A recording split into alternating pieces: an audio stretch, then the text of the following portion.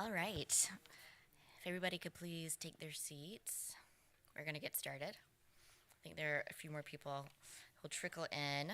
I know 4:30 is an unusual start time, but we were hoping not to conflict with too many holiday events that I'm sure are happening this evening. So thank you all for coming this afternoon to an event we wanted to do for a long time, years in fact. So an extra warm welcome. My name is Molly Heinz, and I'm the chair of the MA program in Design Research, Writing, and Criticism here at the School of Visual Arts. But I'm also an SVA alum. I graduated from the MFA Design Criticism program, which was the progenitor of our current one-year MA.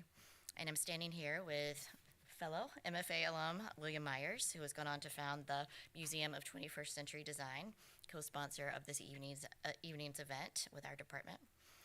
And Will and I have one special thing in common, which is that we were students of Ralph Caplan. Ralph was a writer, editor, and critic. He began his career in 1957 as a writer for Industrial Design magazine and soon became the magazine's editor. He authored multiple books, consulted for design giants like Herman Miller, and received the Design Mind Award in 2019 from the Cooper Hewitt Smithsonian Design Museum. But many of us in this room got to know Ralph as a teacher.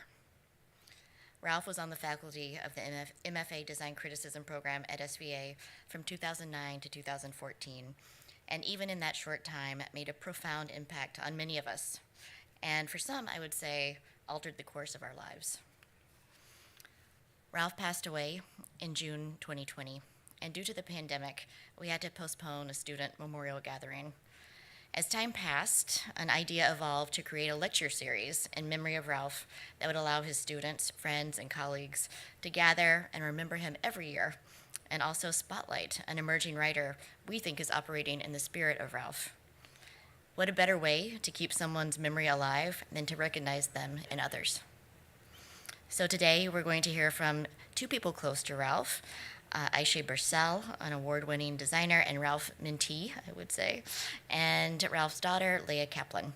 And in between, our keynote speaker, Eva Hagberg, who did not know Ralph, but whom we think shares the same kind of critical eye, accessible and engaging prose, and sharp wit that make Ralph's writing about design so indelible.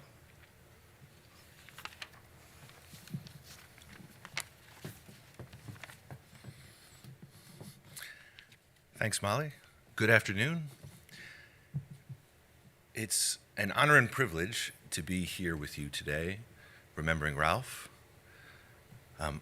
I was, and continue to be, a student of his. So it seems befitting to borrow from his grace and clarity by reading a collection of his quotes. These are snippets either written or spoken by Ralph Caplan, each highlighted or remembered by friends, colleagues, and students. So, to begin, a design critic is the champion not of the designer, nor his or her client, but of the citizen. That is, the user, reader, listener, or exhibition visitor that is at the receiving end of both the designer's work and the work of those of whom, like him, dedicate their lives to interpret its causes and consequences. The designer's mission is to make things right, and there's a difference between making things right and making things nice. Thinking about design is hard, but not thinking about it can be disastrous.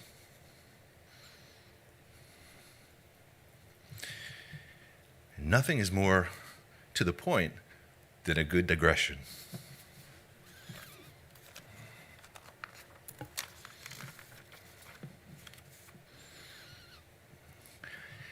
To the designers of the nation, America was possibilities. The Declaration of Independence carefully eschewed the promise of happiness, providing only for its pursuit.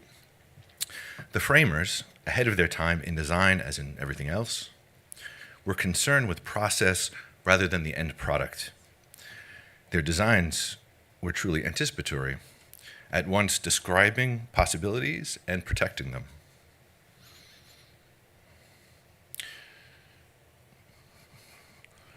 Words and water are easy to pour, impossible to recover. Next, speaking about his first time at the International Design Conference in Aspen in 1964, he said, "I was invited to speak on a panel. One of the things we were asked to talk about was the quintessential design of the 20th century. The chosen designs were pretty predictable: Corbusier's chapel, the Eames's molded plywood chair, Saarinen's plastic tulip chair, and other things considered important. I surprised everyone on the panel, including myself, when I said the quintessential 20th century design was the sit-in. Nobody had heard of a famous design called the sit-in. I defended it because I knew that the civil rights movement wasn't successful because some people from Montgomery, Alabama suddenly got fed up, but because they knew what to do.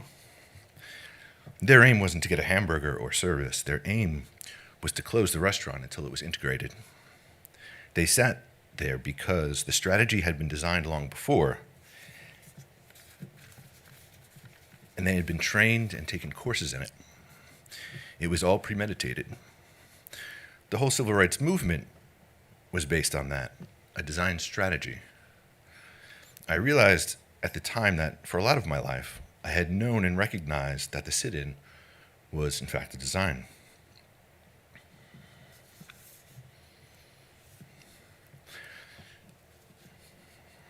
Chair design is humbled by our being able to sit on almost anything but a cactus plant. Then, on the revision of his book, By Design, you notice a little thing that needs fixing, so you fix it, and that screws up something else, which then needs fixing. You discover that a minor change can upset the whole ecology of the paragraph, the page, the chapter. The same kind of thing happens with redesign, doesn't it? Anyway, it was painful fun, and the result is a better book.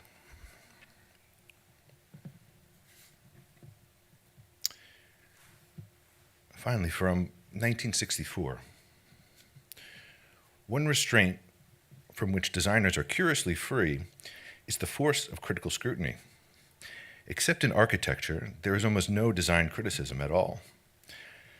Every novelist, every playwright, every composer and musician, every painter, actor, prizefighter, filmmaker, every chef offers his work knowing that it will be analyzed. But when a manufacturer throws yet another refrigerator into the stream of economic life, he is assured exemption from critical comment. If we are to have public awareness of design, then we must have popular design critics. I thank you for your time and attention.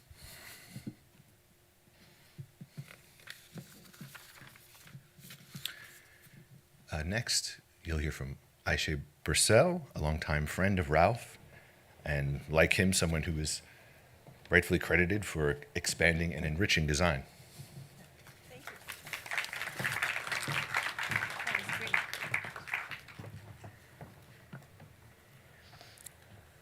Hello, everyone.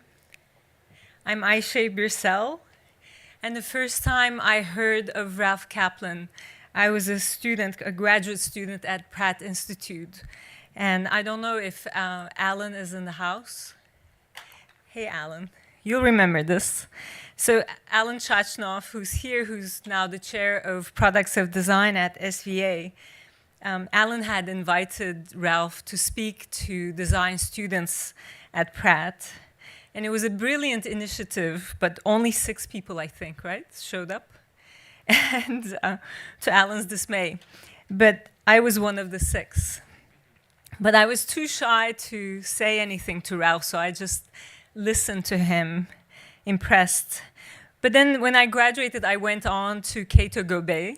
And Cato Gobet at the time was one of the premier branding firms, in the 80s and 90s. And there was this woman with big black eyebrows, who was younger than me, and she was my boss. And that was Leah Kaplan, who's sitting right here. And to this day, she's one of my oldest friends and collaborators and still my boss. So, and Leah always saw things before I could. And so what happened next was a case in point where she told me one day out of the blue, "You need to meet my dad." And, you know, I'm slow sometimes, so I couldn't put two and two together. And I said, "Who's your dad?" And she said, "You know, Ralph Caplan." Well, I knew Ralph Caplan, and I was like, "God of design?" And she said, "Yes." So I met Ralph Caplan, and that changed my life.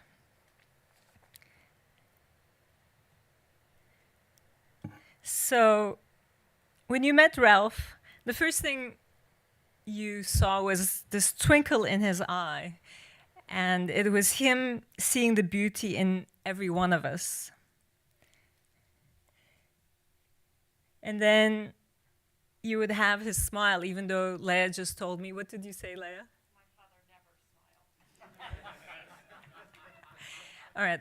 I didn't want to call it a smirk, so he kind of lopsided smirk. Okay. And that smile was actually a little cat-like. He was getting ready to play with you intellectually, like a cat with a mouse, and call out whatever absurdity you would, you would be saying as you went on and on. And I've been in that situation many times. And then I'll take you through Ralph like this. If you lowered your eyes a little bit, you would notice his standard suede jacket and checkered shirt combination of the Upper West Side New York journalist that he was. And Dustin Hoffman could have played him, right? They had the same electrifying charm in a compact frame with a busted nose. And you know where that busted nose comes from, because he boxed for a second, right? We'll get there. Okay. Let me continue. Okay. So this was already mentioned, but just imagine holding his head lovingly in your hands for a second, and you'd be holding his design mind, which was recognized again by the Cooper Hewitt Smithsonian Museum. But his mind understood design better than any one of us. And then you have to descend a little bit. I just wanted to say to the folks at the Cooper Hewitt, you forgot to give him the Design Heart Award. Because inside that checkered shirt was one of the biggest hearts you could ever imagine. And that heart beat with unconditional love for design and designers. A heart that understood our genius, but also our failures. So design mind, design heart, and there's one more, design wit. For every strand of his hair, he had a witty remark. And I can just hear him telling me, or telling us now, something funny and self-deprecating about his hair loss, just about now. But he was the Dave Chappelle of design. He would crack you up.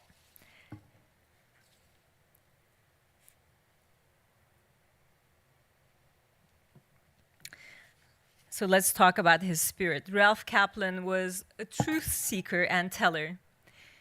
We designers can be full of ourselves, and Ralph could see through our bullshit, hubris, and ego, but all without judgment. And he would do it with that combination of mind, heart, and wit. And I was brought down to humility on multiple occasions by Ralph. But I have to tell you, one was when I told him that my first book was titled Design the Life You Love. And he looked at me with that twinkle, and I knew I was in trouble, something was coming. And he said, and I wish I could imitate him, but I don't have that talent. But he said, try to hear his voice. He said, "Dear Ayse, you know, when it comes to life, there is no such thing as design. There's only redesign. ... People have been designing their lives for centuries without your help. I suggest you change the title to Redesign the Life You Love." And I regret that I didn't listen to him. But I hope you were all so lucky to have Ralph straighten you out. And if you missed this opportunity, you can read his beautiful books and articles. That's his legacy to us. Those design stories, design ethics, designer etiquette, and they're timeless.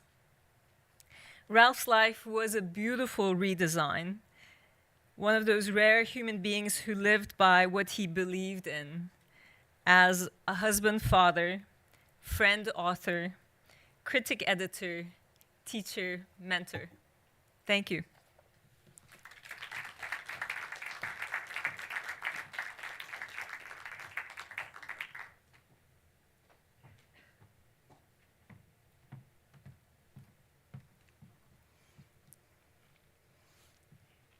Oops.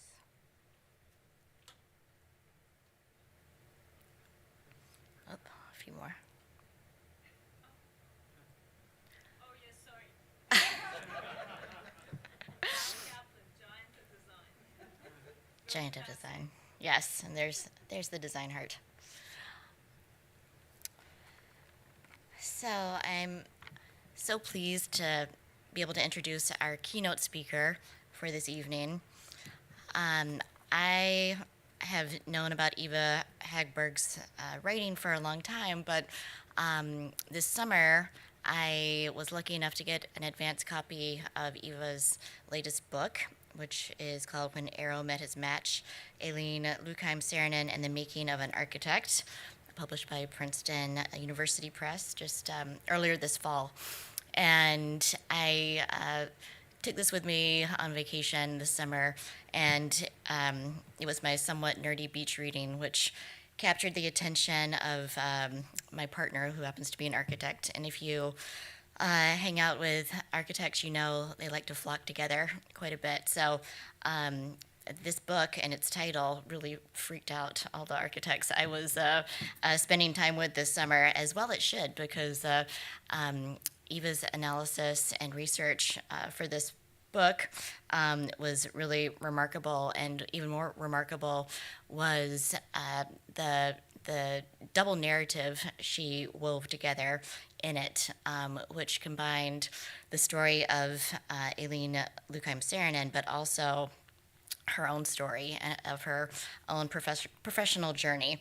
And that is something that is really characteristic of Eva's work that I find really exciting and experimental and innovative and sometimes dangerous. But I think she's such a wonderful example of somebody who is really pushing the limits of writing and writing about design in particular today. And so when I read this book over the summer, I knew she had to come and talk to our program, and hopefully our students could meet her as well. And I know there are a few here today. But Eva defines herself as an author, historian, and educator.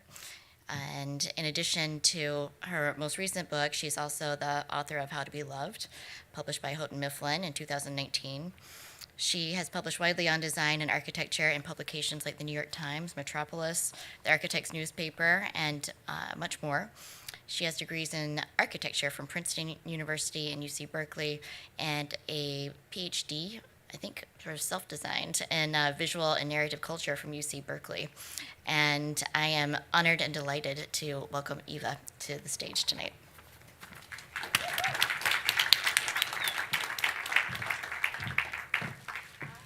I have my security water bottle, so nobody panic. I am super, super delighted to be here. I'm really, really grateful for the invitation, which sort of emerged out of the blue, and I feel so deeply honored to be considered in the same mental space as Ralph Caplan. Thank you to Molly Hines. Thank you to the SVA Design Research, Writing, and Criticism program. Because I love a stage. I love any opportunity to talk and have a captive audience. So I'm just going to take this opportunity and tell you an anecdote about somebody named Martha Wilson. So Martha Wilson, 100% real one, unlike anybody else. In the 1950s, Martha Wilson was a single mother, neuroscientist, working on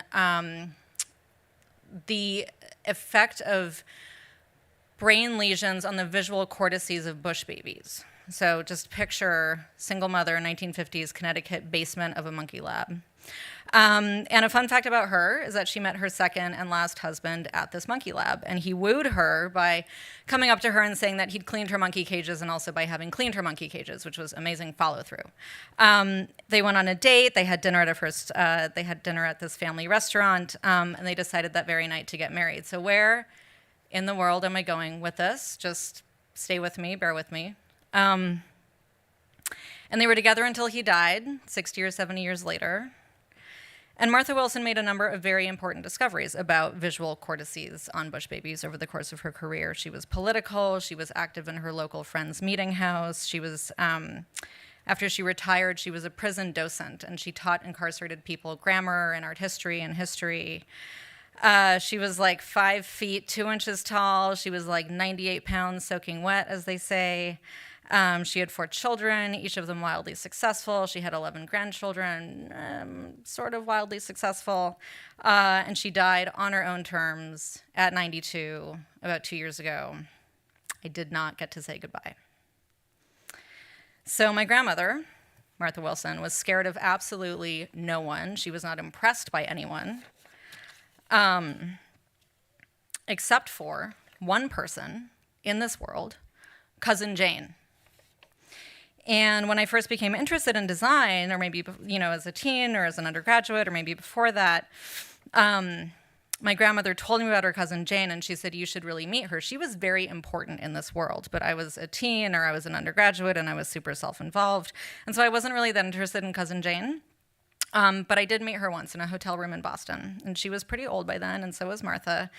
And they sat together in this very small hotel room, and I watched Martha, who I had never seen afraid of a single person in her life, just supplicate to cousin Jane. And I could tell that Martha wanted me to perform and do a good job, which I'm very interested in, the art of performance and doing a good job. And so I did my best, and I told cousin Jane about my work, my career. I was a young design writer in the early 2000s in New York, and I was impressing her. I was like, I get paid to think about architecture and architects and industrial designers and design, and I'm in this world of magazines, and maybe you know about it, but probably not because you're random. And she said, oh, how fascinating. And I didn't ask her a single question about her own life. So I did not realize, as you may by now have realized, that cousin Jane was Jane Thompson, storied design legend, founder of design research, and also, I would come to learn, at one point, the editor of ID magazine and Ralph Caplan's colleague. So I tell you this anecdote, not because I want to go on a power trip and impress you with the fact that I know cousin Jane, or she's my third cousin 14 times removed, or however that works out, but I tell you this anecdote about a hotel room and bush babies and my grandmother because I have found that anecdotes are a way into something, that they are a way to begin to connect one fact to another fact, that anecdotes can offer a method of beginning to produce a string of what may eventually, in your hands or someone else's, become meaning. And I'm very, very interested in meaning. I'm interested in the various avenues of approach available to us to absorb, produce, and consider meaning. And I'm interested this afternoon in thinking through, together, the purpose and pleasure of the personal in the course of finding meaning. And I want to think about that because for the last 20 years, which is how long I've been at this game, which is kind of how I think of my career, despite my very best efforts, and I have made efforts, I have not been able to separate the personal from the professional. And lately, 20 years in, I've started to think that I don't need to. So I'm going to talk a little bit about myself and a little bit about my work and sort of in and around the ideas that interest me and a little bit about Ralph. So in an interview with the design historian Alice Twemlow, Ralph talked about the value of journalism, which I should say is somehow always up for debate and always both losing and winning. He told a story, an anecdote, if you will, about writing a piece about the designer Raymond Loewy's firm and highlighting Loewy's managing partner, William Snaith, who handled marketing. So I'm going to read the next part directly from the interview. Raymond Loewy's public relations expert, Betty Reese, had been the go-between for this profile. So this is, I'm now being Ralph. When it was published, she came to me and said, I want to invite you to the Loewy Christmas party. Now, this was a party strictly for Loewy people only, no clients, nor press or anything. At the party, Loewy announced that after all these years of refusing to share billing with anybody or anything, that they had decided to change the name of the organization from Loewy to Loewy Snaith. Because after that article, Snaith was able to say to Loewy, now everybody knows how the business works and what I do. I realized that the reason I'd been invited was to see what we had done. It made me think that what I write and publish has a consequence. End quote. So I really like this moment. And it's an example of one person, Ralph, having one particular orientation, one observation, which becomes apparent, which then becomes public, and which changes the trajectory of another person's life, of multiple people's lives. And it kind of makes me think that we're all just out here having a particular orientation, which becomes apparent, and changes the trajectory of another person's life. Again, from Ralph. It made me think that what I write and publish has a consequence. The author Maggie Nelson, who wrote, among other projects, The Argonauts, a mix of memoir and theory, said once in an interview that she wrote about herself because she was interested in herself. So often, I think we are told as scholars, and particularly as journalists, and particularly as design journalists, that we need to be interested in things only outside of ourselves. And I agree, we should be interested in ideas outside of ourselves, in politics outside of ourselves, in other people outside of ourselves. And at the same time, I find that there is much to be gained by accepting that every piece of interest, or at least most pieces of interest in something outside of ourselves, is most often illuminated by something from within. So 10 years ago, when I was in graduate school, I came across the love letters of Aline Louchheim and Eero Saarinen. And I've never been much of a fan of Saarinen's, I will say, or of most architects, which is an occupational hazard. But I'm a fan of love letters. And I'm a really big fan of people being very extra, which Aline certainly was. The letters are astonishing. I encourage you to, if nothing else, read the letters themselves. She is so into Eero and so thirsty, and it's so fantastic. She's just like, I will be your wife. I will do all this stuff for you. Leave your current wife. She is not as good for you as I am. She even wrote into the New York Times, like, his wife is not that great. So it's incredible. And so I spent the next 10 years thinking about their life and their love and their work. And of course, I dressed it up in theory and history, and I made an argument for seeing and appreciating the role that Aline played in Eero's career, and by extension, seeing and appreciating the role that publicists have played in the careers of architects since the 1950s, which is maybe why Molly's Beach cohort were a little bit quaking in their boots, as they should be. And I made an argument for narrative being a constitutive element of design production, not simply a post-fact addition, which I think many designers argue that it is. Many designers are like, I designed this, the design should speak for itself, and narrative is just sort of like an extra frivolous thing, but I really, really massively disagree with that.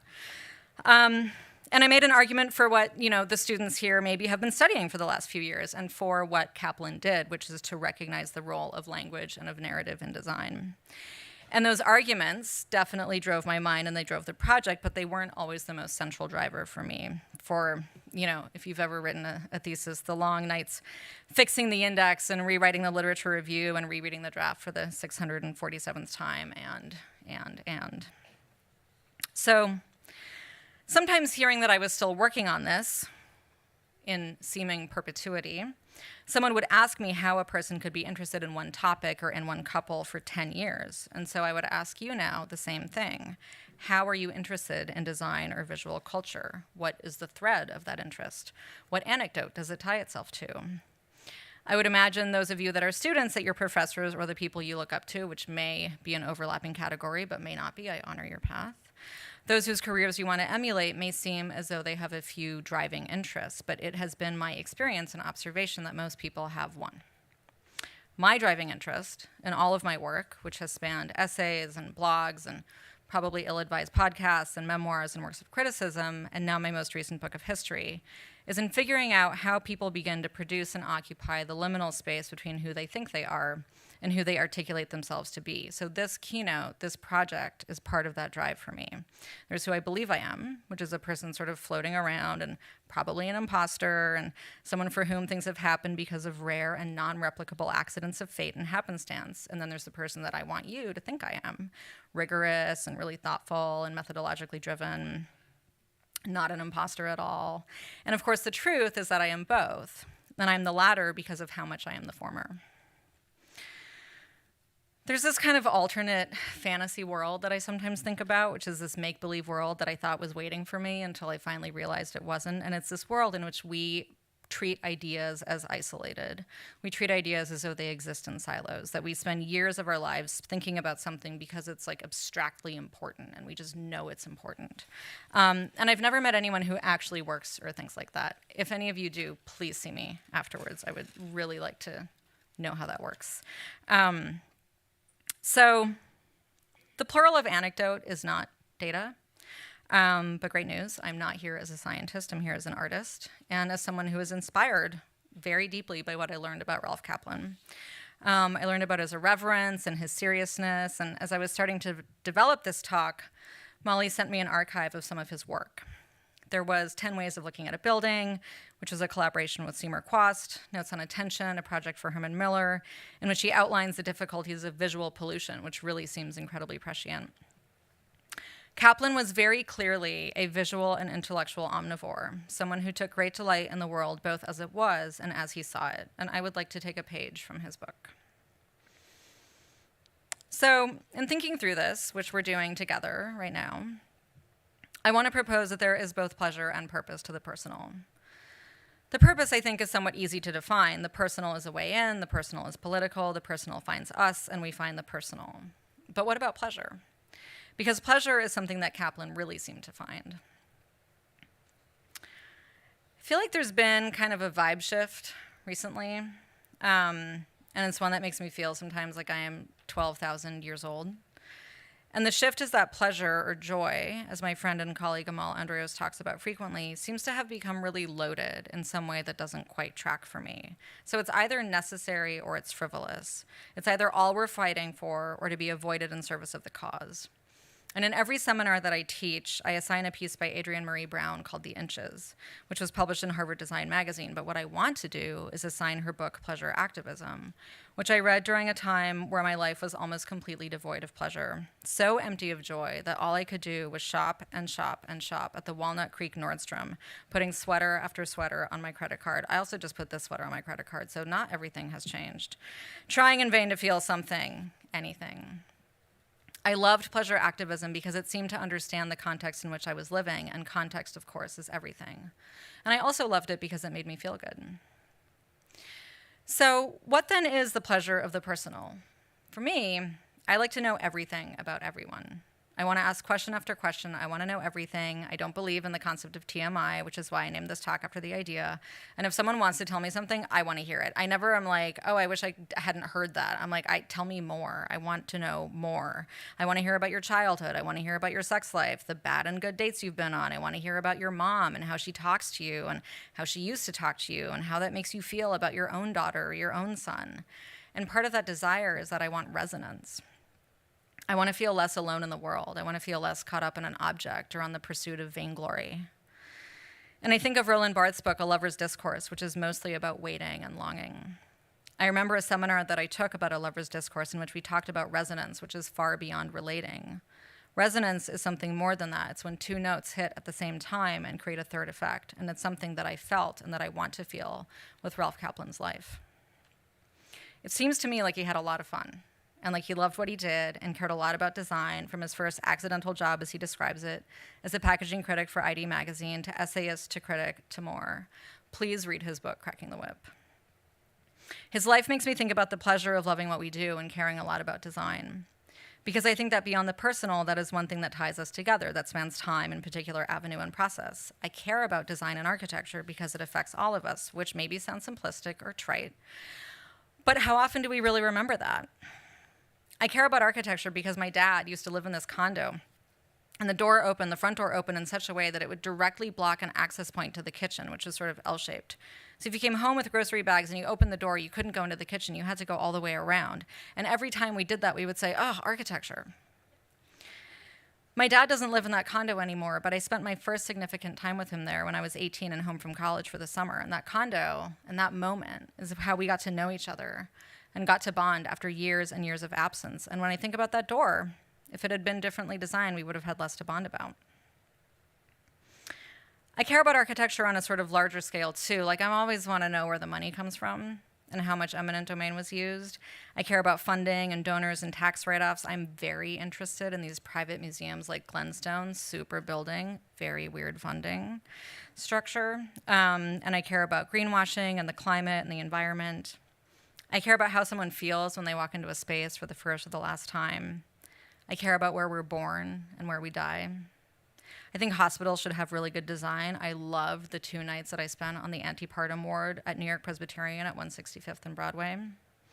The night before the day I gave birth on the labor and delivery ward, I brought tea lights with me, which was a suggestion given to me by my friend Matt, who got it from his friend, who probably got it from his friend. And it was either the immediate epidural or the tea lights, but I had a really, really super time meeting my daughter. I met Matt as an undergraduate architecture major. We were friends and we shared a carrel, and it became very quickly apparent that Matt was an extraordinary designer, and I was one of the worst designers the school had ever seen. Truly. I was really jealous of Matt. I was really envious. He got all the attention, and I dressed that envy up in different ways, as indifference or callousness. And after he aligned himself with a certain theorist who will remain nameless, but whose name rhymes with Schmeisenman, I refused to talk to Matt. When I tell this story, it's for like 3 years, but it was probably like 3 hours. And I think all of us have someone like that, someone that we admire, but of whom we're envious, or whose life we think we want. I'm envious of Ralph Caplan's life. I'm jealous of his clarity, of the optimism and confidence that comes through in the archive and in his writing, in the accounts of people who met him. And I wish I could be like that. And maybe by wishing I could be like that, I can a little bit start to become like that. When I was starting my career, there were a few gatekeepers, which is something that I was very interested in studying historically, and lots of publications. And now there are still lots of publications, particularly some exciting new ones like NYRA, New York Review of Architecture. And I think that there are fewer gatekeepers, or at least all the gatekeepers are also editors and writers. And you may have heard that there are no jobs in design criticism, or maybe you haven't heard that, but if you do hear that, I heard the same thing 20 years ago. So 20 years ago, I was graduating from college with this degree in architecture. I couldn't draw, and I called a very well-known architecture writer, and I said, I'm like young and hungry, and I want to be an architecture writer. And he said, whatever you do on this earth, do not pursue a career in architecture writing. Alistair, I'm sorry. There are always no jobs. Everything is always falling apart. And that's why I love being a historian. In the 1950s, Aline Louchheim, soon to be Saarinen, who was a New York Times art critic turned publicist for Eero, and therefore, as I argue, the first architectural publicist, was working out how to manage his career in collaboration with various magazine editors. So there's these great letters that she sends back and forth to these editors, and she kind of pretends to be like really out of it, and she's really carefully managing who gets what project. And she's like, oh, I threw the photos away, or like they're in the I don't know where they are. I'd shoot up my pencil. I don't know anything. And it's this incredible performance of somebody pretending that they don't know how to do what they're doing incredibly well. But she writes a lot to Douglas Haskell, who is the iconoclastic editor at Forum. And he was interested in doing exclusives, which was then a new thing. So they're going back and forth about exclusives, and then they start complaining that there's no good architectural criticism, that all the good criticism is gone. The heady glory days of architectural criticism have left us. So to contextualize this is a moment where there are 3 dedicated magazines: Record, Progressive Architecture, and Forum. And Ada Louise Huxtable existed. Like, she was writing, right? So that made me think. It seems to be a condition of wherever we are to complain that we are at the very precipice of the death of design criticism. And I found it helpful to read these letters because they reminded me we are always at an eternal beginning and an eternal ending, and everything always feels like the collapse of civilization, like the brink. The day after the 2016 election, I went to dinner with this very rich person in San Francisco. It was at this private restaurant that's inside the San Francisco Symphony building, and you have to be a patron above some like absurd Glenstone level to even get access to the restaurant. And I had agnolotti with peas and lemon, and it cost $48. And I had this shoulder bursitis, which my father also deals with. And at one point, my shoulder was in so much pain that I excused myself, and I went to the bathroom, and I lay on the floor, and I tried to stretch my shoulder out. And this was during a period of like many years of very mysterious physical ailments, all of which resolved completely the minute I changed my life and came back to New York.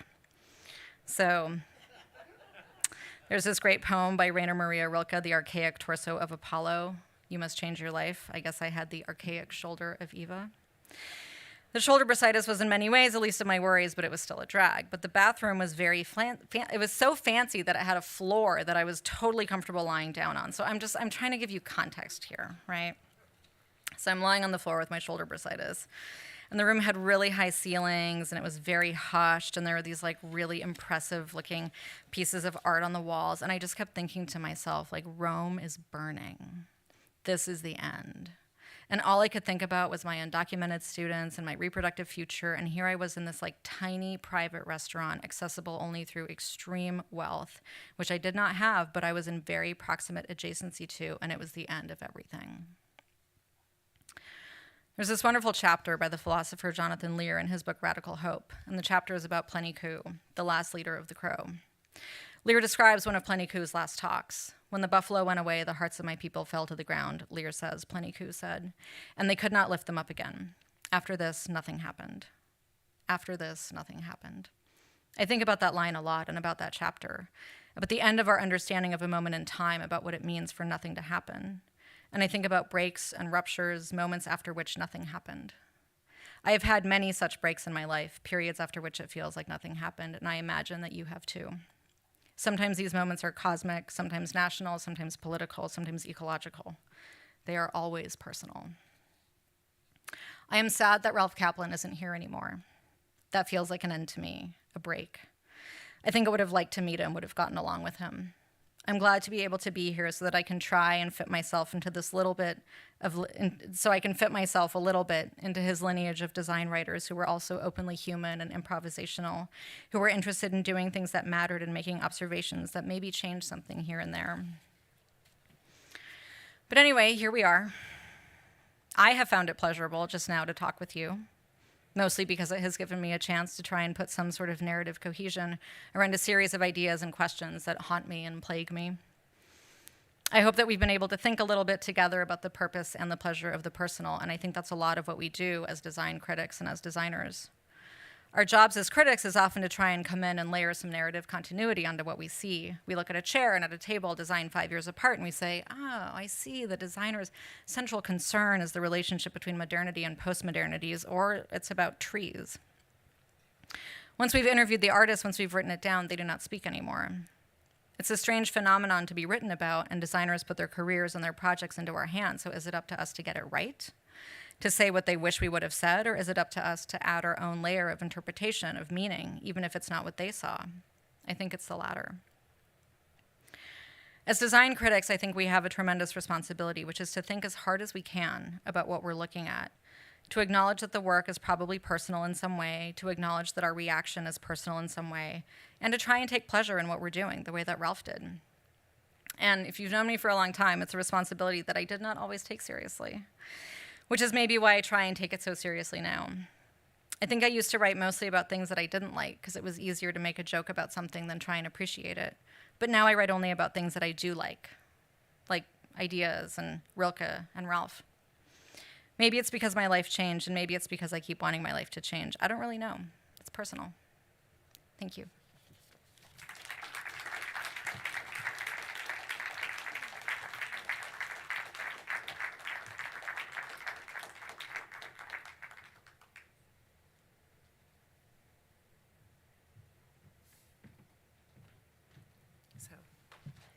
Thanks, Eva, and I guess I get to be a little bit more about the personal now. So the title that's actually missing from my name up there is Ralph Caplan's daughter. And all of these are very hard acts to follow. But of course, my father was the hardest act to follow. which, as Ayse noted in her beautiful deconstruction, was because not only of his incredible design mind, but also because of his sharp wit and perfect timing. So here goes. Let's see how I do. I want to first thank Molly Hines and SVA's MA program in design research, writing, and criticism. My father found an incredible amount of joy teaching in this program later in his life. In fact, I credit it and his students with keeping him engaged and stimulated as he got older. A big thank you also to Will Myers and the Museum of 21st Century Design, of which Will is the founding director. It was Molly and Will's collective creativity and support that made this inaugural event possible.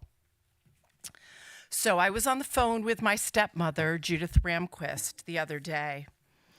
And she's now living across the country in Seattle, so unfortunately she was not able to be here, but she wanted me to make sure that I thanked all of you and sent her love to all of you, and she hopes to be able to see you here again next year. During our conversation, Judith reminded me that, Will, you were in one of my father's first classes at the DCrit program, which is what it was called at the time. My father was already in his 80s, and he had recently suffered a stroke when he started teaching. So Judith used to accompany him both to class and back home.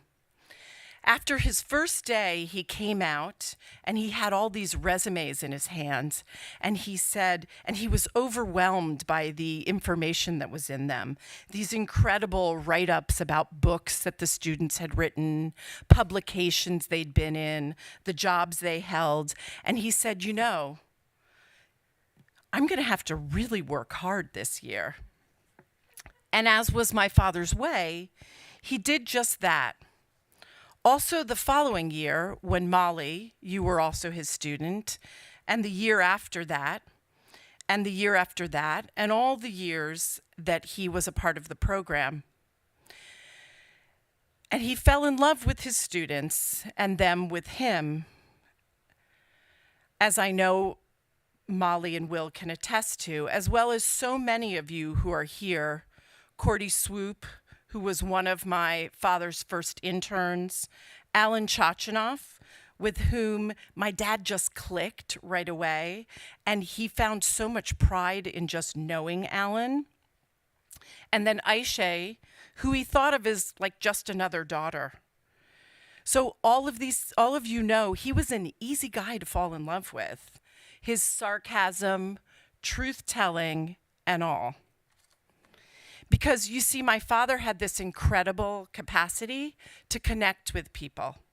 People of all ages, but most particularly with young people, which as he got into his 80s and 90s, he loved to point out was a very large pool of people, and pretty much almost anybody in any room he was in. So I was reminded the other day about how was it that he did this? How did he make these connections? And I was listening to the podcast, an episode of the podcast from Anderson Cooper's new program, All There Is About Grief. He was talking to Kirsten Anderson, the filmmaker. She made a film about her father, his death, but while he was still alive. It's entitled Dick Johnson is Dead. With tremendous love, Kirsten describes how her father always approached her with curiosity and respect. And I thought, yes, that's it. That's what my father did. And that's what made teaching such a joy for him. It's what made life such a joy for him. He approached all people, but particularly young people, with curiosity and respect. He was truly interested in listening and learning from them. as much as he wanted to teach them and learn from them, and he did just that. So Eva, thank you for such an engaging speech. I believe my father would have found a kindred spirit in you.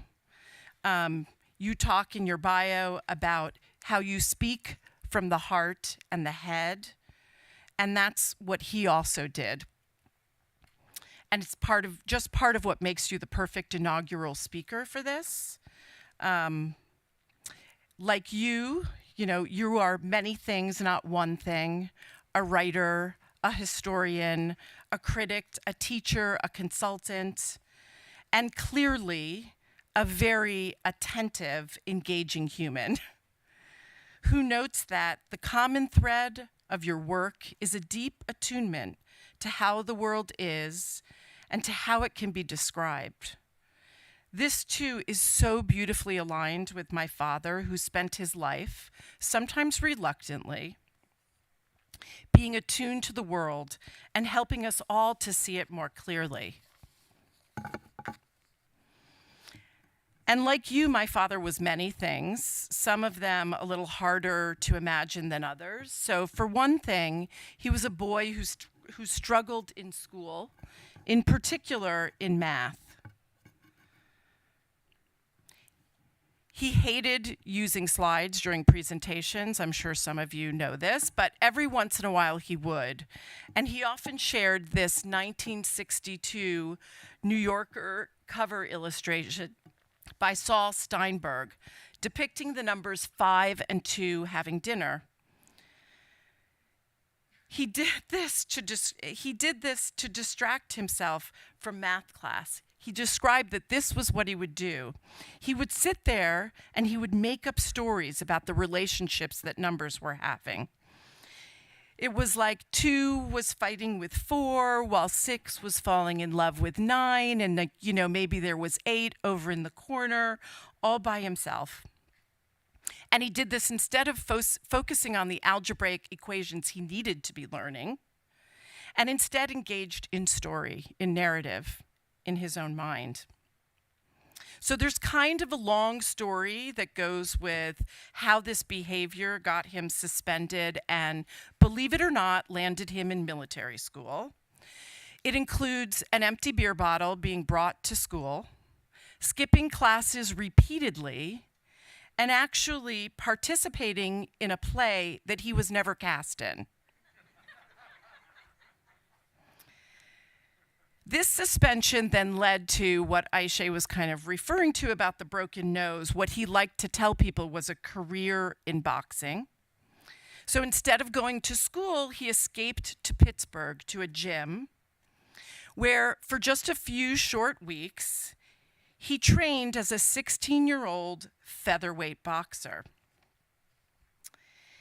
He actually wrote about this in an unpublished memoir in which he admits, "I was not really good at boxing, but I was better than I was at any other sport. For some reason, I thought that boxing required its own special set of movements, and that if I could master them, I could make up for it in stamina and the willingness to take punches." Not true. All this teen troublemaking, and yet my dad still entered college at 17. And then, promptly, to his parents' dismay, enlisted in the Marines to fight in World War II. For me personally, this is maybe the hardest thing to reconcile about his life. It later was one of the hardest things for him to reconcile, too. But of course, hindsight is 20/20, and he would probably hate me using that phrase. Here, too, is a long story, as there often was with my dad, about storming the beaches of Guam as a radio operator, but then somehow being enlisted as a key player in a traveling comedy show to entertain the troops, once again putting his acting and antics to good use. He came home, thankfully, finished his undergraduate and graduate degrees. And this is where begins what many of you may know about his life. He went on to be a poet, although he always said a really bad one, a professor, a satirist, an editor of both the comedy magazine Bounty, and then, as many people have noted, unexpectedly of ID Magazine, which thrust him into the design world, a place that, as you all know, would eventually become his home as a design writer, critic, a consultant, and an award-winning design mind, as deemed by the Cooper Hewitt Design Award in 2010, and then again as a teacher for this institution that brings us here today. In those later professional roles, he saw and understood things more than most of us did. Again, as Ayse highlighted in her deconstruction of my dad, he understood design and designers better and often before they understood themselves. He understood design before the world began to really see and recognize it, even though, as he pointed out often, it touched all of our lives all the time, from the moment we woke up to the moment we went back to bed, day after day after day, even if we didn't realize it. And I like to say that before there was design thinking, a term that my father and I loved to poke fun at because, as he would have said, what is design without thinking? There was Ralph Caplan, maybe the greatest design thinker of our times, although he'd certainly have something to say about us calling him that.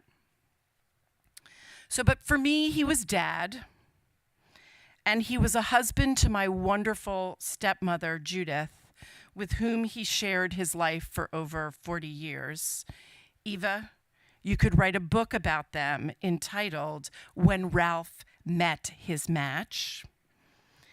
He was also a grandfather to my incredible son, Noah, for whom he named his Noah's Archive column in Print magazine,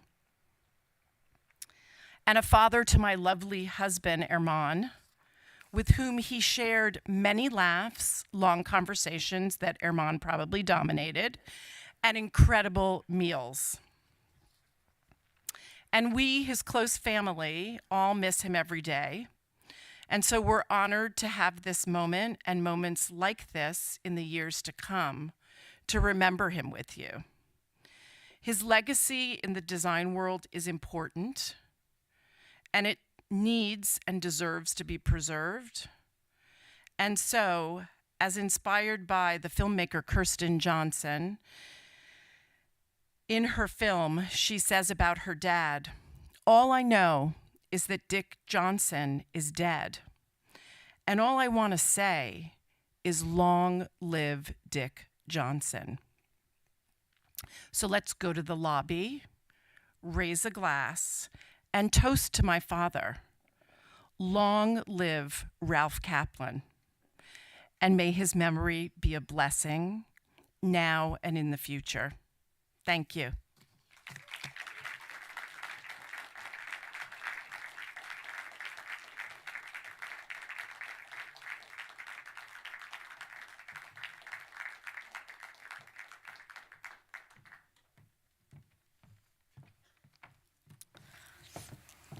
All right, well, here we are at the end of our program, and yes, I just am in all of our wonderful speakers this evening.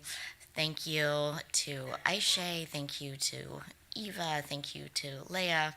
I also just wanted to, I'm not sure if they're still here, Eva, but oh yes, Eva's partner Paul and her baby Rosemary, who was born in that maternity ward you heard about. So welcome our special guests. Yes, so glad you're here with us. We are honored. And thank you to our production team for this event, to Eric Schwartau, our Director of Programming and Operations, to Brooke Vigut, who is also an alum of our program and a production maestra.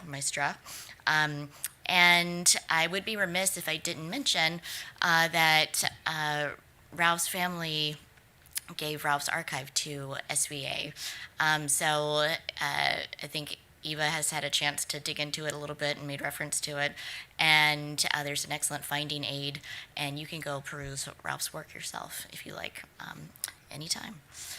So thank you all for coming, but most of all, thank you, Ralph. And as Leah said, please join us in the lobby right now where we'll raise a glass. And we hope to see you all next year, this same time, if not before. Thank you for coming.